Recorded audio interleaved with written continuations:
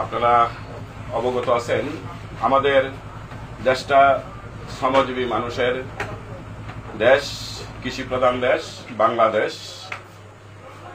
এই দেশের যে গণমানুষের যে আকাঙ্ক্ষা বারবার বলণ্ডিত হয়, 71, পরবর্তীতে 90, এবার 24, প্রত্যেকবারই মানুষ, শ্রমজীবী মানুষ জীবন দিয়ে লড়াই করে, সংগ্রাম করে, সংগ্রামের ফসল এক শ্রেণী বর্জ্যদের পকেটে চলে যায়। তো আমাদের মধ্যে সচেতন, মূল্যবোধ, আদর্শগত সংগ্রাম চালানো একান্ত প্রয়োজন। শ্রমজীবী মানুষ, আমি প্রথমেই শুভেচ্ছা জানাচ্ছি যে ভাই বন্ধুরা প্রবাসী আছেন, মা বাবা, ভাই বন্ধু, দেশপ্রেম ছেড়ে দে, যে রেমিটেন্স পাঠান, যে দেশকে বলা হয়, যে কখনো কখনো বলা হয় যে উন্নয়নশীল দেশ। ঢাকা শহরে তাকাইলে বোঝা যায় উন্নয়নশীল দেশ, বড় বড় বিল্ডিং এর বিল তাকাইলে বোঝা যায় উন্নয়নশীল দেশ। এই উন্নয়নশীল দেশ হলো ওই বিদেশি রেমিটেন্স, যে আমাদের শ্রমিক ভাইয়েরা দিন রাত পরিশ্রম করে পায়ের গাম পাতালে পালাইয়া, মাথার গাম পাতালে পালাইয়া যে রেমিটেন্সটা পাঠায়, তো তাদেরকেই প্রথম একটা শুভেচ্ছা দিতে হয়। এই জন্য এই ঈদ উপলক্ষে আমরা আমাদের পার্টির পক্ষ থেকে প্রবাসী ভাইদেরকে একটা শুভেচ্ছা জানাচ্ছি, বাসদ মার্ক্সবাদীর পক্ষ থেকে।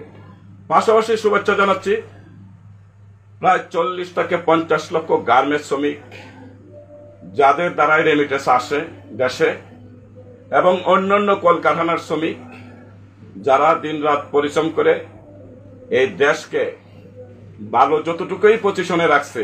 এই দেশের শ্রমিকরা, যাদের দ্বারা বাহির থেকে রেমিটেন্স আসে, পরবর্তীতে হলো তাদেরকেও আমি শুভেচ্ছা জানাচ্ছি। এই আমাদের দেশের শ্রমিক শ্রেণীকে আমি শুভেচ্ছা জানাচ্ছি।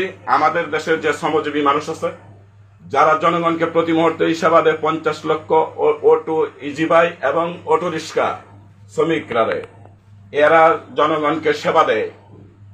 এদের কাছ থেকে যেসব চাঁদাবাজেরা চাঁদাবাজি করে, গুন্ডামি বদমাশি করে, এদেরকে আজকের এই ঈদ উপলক্ষে এদেরকে তীব্র ঘৃণা করছি, নিন্দা করছি। আর এই ভাইদেরকে শুভেচ্ছা জানাচ্ছি, তারা অত্যন্ত পরিশ্রম করে। পরিশ্রমের সাথে যুক্ত আমাদের দেশের যারা বিল্ডিং নির্মাণ শ্রমিক, অথচ তাদের ঘরে ইট নাই, তারা জীবন ভরা কাজ করে। যারা রড তৈরি করে, তার ঘরে কোনো রড নাই। যে ফার্নিচার তৈরি করে, তার ঘরে ফার্নিচার নাই। আমি শুভেচ্ছা জানাচ্ছি এই শ্রমিক ভাইয়েরারে, যারা এই দেশটাকে সাজায় রাখছে। যে দেশটা সুন্দর বাংলাদেশ দেখি আমরা, যতটুকুই দেখি আমাদের দেশের শ্রমজীবী মানুষ, যারা 18 কোটি মানুষের খাদ্য উৎপাদন করে। আমি শুভেচ্ছা জানাচ্ছি এই কৃষকরে। আমাদের এই কৃষক, দরিদ্র কৃষক, যখন একটা ফসল বেচতে গেলে ঠকে, আবার কিনতে গেলে ঠকে। তৎকালীন পেশিবাদ স্বৈরাচার সরকার আলুর যে বিষয়টা, এটা আমি বলি, তৎকালীন আলুর ঘোষণা দিয়েছিল 20 আলুটার 35 টাকা রেটে তারা কিনবে, বিক্রি করবে কত, 70 থেকে 80 টাকা রেটে। আর এই বর্তমান এখন যে সরকার আসছে, অন্তর্বর্তীকালীন সরকার, ওনার ঘোষণা দিয়েছেন মাত্র 26 টাকা রেটে কেনার জন্য, অথচ বিক্রি করব সরকার 80 টাকা রেটে। তাহলে কৃষক এই জায়গায় ঠকছে। ধান, 1 মণ ধান তৈরি হতে গেলে, যদি তৈরি করতে গিয়ে তার খরচ পড়ে 1400 টাকা 1 মণ ধান তৈরি করতে, সরকার ঘোষণা দিয়েছে 1450 টাকা। এটা কিনবে 3 লক্ষ মেট্রিক টন। আমরা আমাদের পক্ষ থেকে আমরা জানাচ্ছি যে 50 লক্ষ মেট্রিক টন ধান কিনতে হবে, এটা কিনছে না। এবং ফরিয়ার মধ্যে একটা লুটপাট শুরু হয়েছে, কোন কৃষকের কাছ থেকে ধান কেনা হচ্ছে না। যারা আদ্যশাসী, বর্গাশাসী, মধ্যবিত্ত সাধারণ কৃষক, তাদের কাছ থেকে ধান কেনা হচ্ছে না। ধান কেনা হচ্ছে ফরিয়ার মাধ্যমে। ওই গোডাউনের ম্যানেজাররা, যারা দায়িত্বশীল মানুষ, কর্মকর্তারা, এর সাথে মিলে আর একটা সিন্ডিকেট করে লুটপাট করছে জনগণের, কৃষক যাতে টাকাটা না পায়। এই জায়গায় কৃষক হচ্ছে বঞ্চিত। সংগ্রামী বন্ধুগণ, ফলে আমাদের এই কৃষক বেচতে গেলেও যেমন ঠকে, কিনতে গেলেও ঠকে। তো এই ব্যবস্থাটার নাম হলো পুঁজিবাদী ব্যবস্থা। পুঁজিবাদী ব্যবস্থাটা এরকম একটা ব্যবস্থা, এই ব্যবস্থার যে উৎপাদনমূলক যে ব্যবস্থাটা, উৎপাদন করে সব মানুষ, মুনাফাটাকে একটা জায়গায় জমে, মুষ্টিমেয় কয়েকজন মানুষের হাতে, সরকার একজনের কাছে যদি এই মুনাফা জমে, ফলে এই ব্যবস্থাটা, এইটাকে গণতান্ত্রিক ব্যবস্থা বলা যায় না। এটা হলো একটা পেশিস স্বৈরতান্ত্রিক ব্যবস্থা, এটা গণতান্ত্রিক ব্যবস্থা না। কারণ 99 ভাগ মানুষকে শোষণ করব, একটা জায়গায় গিয়ে মুনাফা জমবো। আর সমাজতান্ত্রিক অর্থনৈতিক ব্যবস্থার যে প্রক্রিয়া, আমরা যে রাষ্ট্র ব্যবস্থা যেভাবে আমরা চাই, আমাদের যে আকাঙ্ক্ষা যে 99 ভাগ মানুষ তৈরি করবে, 99 ভাগ মানুষই ভোগ করবে, 100 ভাগ মানুষ ভোগ করবে। বলে এই যে একটা পেসিস নেমে আমরা এই যে এই পেসিস যে পেশিবাদী সরকারকে তাড়ানো হয়েছে, অথচ পেশিবাদী যে নিয়ম নীতি, পেসিস যে বিধিবিধান, এটা আসলে যায় নাই। পেসিস সরকার বিদায় হয়েছে।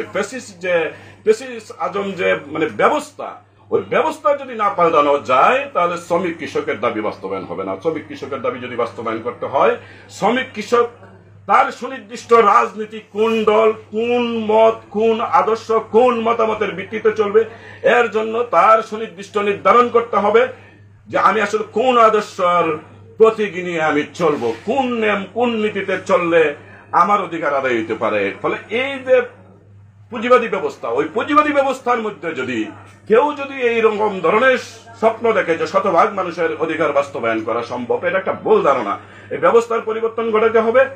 এবং আমি আবারও এই ঈদ উপলক্ষে আমাদের যে প্রবাসী শ্রমিক তাদেরকে আবারও স্মরণ করছি, আমাদের যে অ্যাম্বাসাডাররা আছে, যেটাকে এমবেসি এগুলি বলা হয়, বলে এই প্রবাসে আমাদের বাংলাদেশ এমবেসিগুলি কোনো কাজ করে না। আমাদের শ্রমিকরা যখন বিপদে পড়ে যায় তখন কোনো কাজ করে না, অথচ অন্যান্য দেশের এমবেসির থেকে আমাদের এমবেসি খুবই দুর্বল থাকে, এটা আমাদের জানা মতে।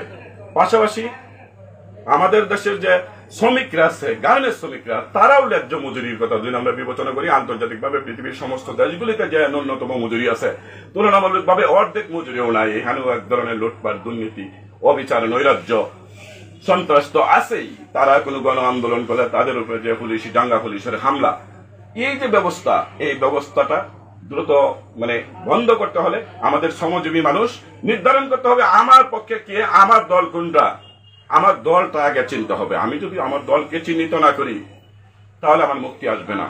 আমি আপনাদেরকে আহ্বান করব, আজকের এই ঈদ মূল্যায়ন সমাজ ব্যবস্থা বদলাতে চাই এবং 24 যে দাবিতে লড়াই হয়েছে একটা বৈষম্যহীন সমাজ নির্মাণ করার জন্য, বৈষম্য বিরোধী আন্দোলনের সাথে যে ছাত্ররা করছে তার সাথে এই 18 কোটি মানুষ যুক্ত ছিল, তারাও যুক্ত ছিল। আমরা এই ছাত্রদেরকে ধন্যবাদ জানাই। তবে এখন যেটা আমরা শুনতেছি, যারা লুটপাট করতেছে 10 মাসের মধ্যে যে আবারও বিদেশে টাকা পাচার হচ্ছে, এটা নিন্দাজনক, এটা ঘৃণাজনক। এর জন্য এই 1500 মানুষ জীবন দেয়, এর জন্য মানে 25,000 মানুষ আহত হয় নাই, চোখ হারাইছে, পাও হারাইছে। এটা কি শুনি, এটা কি গজব সৃষ্টি হয়েছে? এর জন্য কি 24 সংগ্রাম হয়েছিল? আমি আপনাদেরকে আহ্বান করব, আসেন মার্ক্সবাদী চিন্তাধারা আমরা আবার আরেকটা সংগ্রাম যাতে সংগঠিত করতে পারি। কারণ আমরা লড়াই ছাড়া কৃষকের, শ্রমিকের মুক্তি আসবে না। এরকম একটা লড়াকু সংগ্রাম দরকার। আজকের এই ঈদের